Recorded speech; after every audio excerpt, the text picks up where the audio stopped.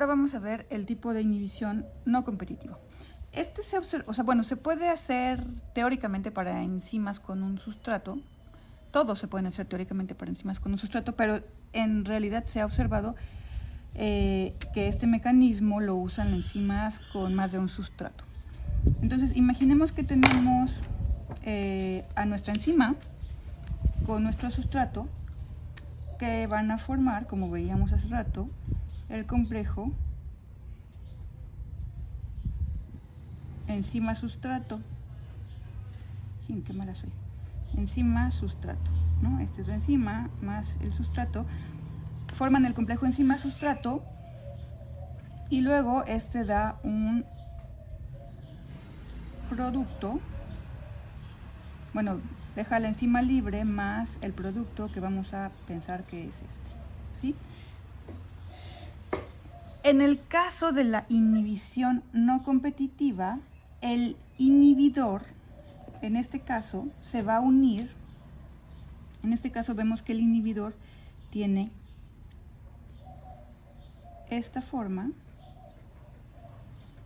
Este es el inhibidor. Y entonces se va a unir al complejo enzima-sustrato. Entonces tenemos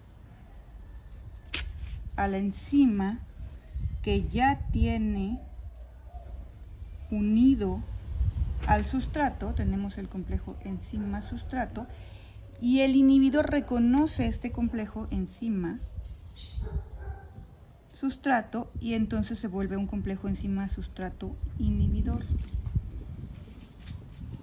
Entonces, en este caso, el inhibidor, vean que no es análogo al sustrato porque se une en otro sitio, no se une en el sitio activo de la enzima, se une en un sitio alterno y entonces es independiente de la forma del sustrato, es otra molécula que no tiene que ser homóloga o análoga al sustrato porque se une en otro sitio y forma un complejo enzima-sustrato-inhibidor. Entonces la ecuación de Michaelis y Menden para este tipo de inhibición queda de la siguiente manera.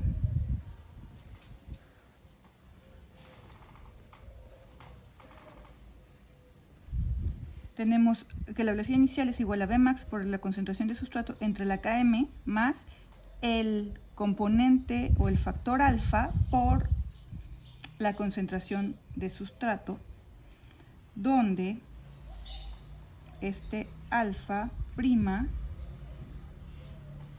va a ser igual a 1 más la concentración del inhibidor por entre la constante de inhibición, que ahorita vamos a ver dónde está, y esta constante I es igual a la concentración del complejo por el inhibidor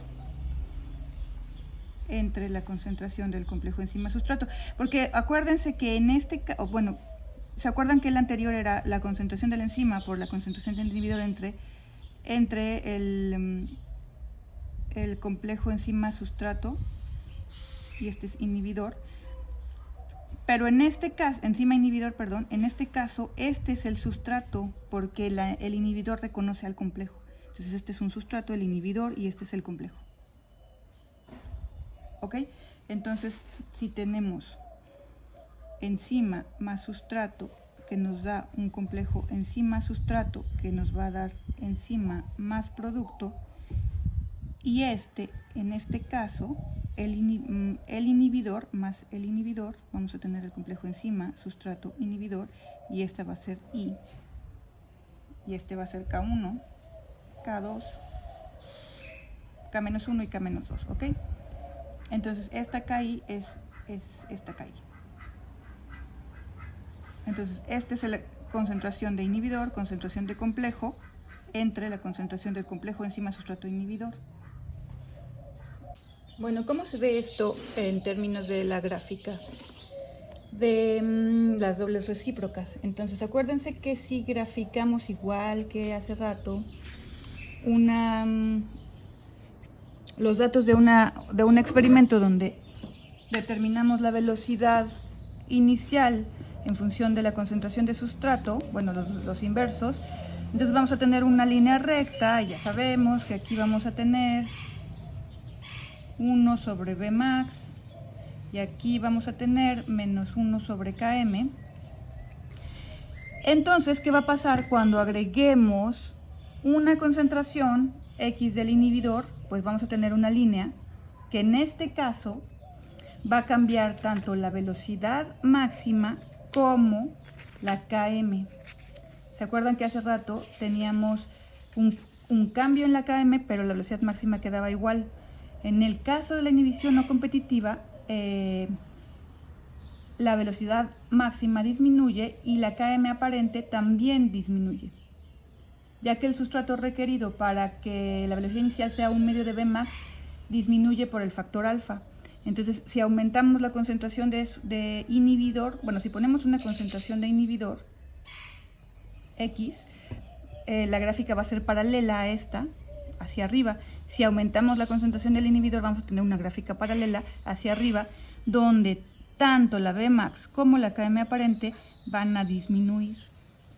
Y entonces la ecuación de Lineweaver-Burke para este tipo de inhibición queda de la siguiente manera. Tenemos 1 sobre la velocidad inicial es igual a la Km sobre la Vmax por 1 sobre la concentración de sustrato más el factor alfa entre la velocidad máxima. ¿Ok? ¿Sí? ¿Todo claro? Bueno, por último, vamos a ver la inhibición mixta. Ya vimos la inhibición competitiva, la no competitiva, y ahora vamos a ver la mixta. En la inhibición mixta, el inhibidor se une a un sitio distinto al sitio activo, pero reconoce tanto a la enzima como al complejo ya formado enzima-sustrato. Entonces, en este caso, se parece, digamos, a la inhibición no competitiva porque no compite con el inhibidor, es una molécula que no es homóloga o análoga al inhibidor, pero sí reconoce a la enzima libre. Y entonces, en este caso, más el inhibidor, vamos a tener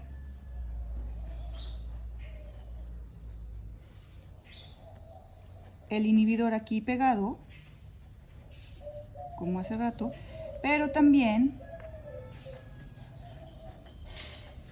más el inhibidor podemos tener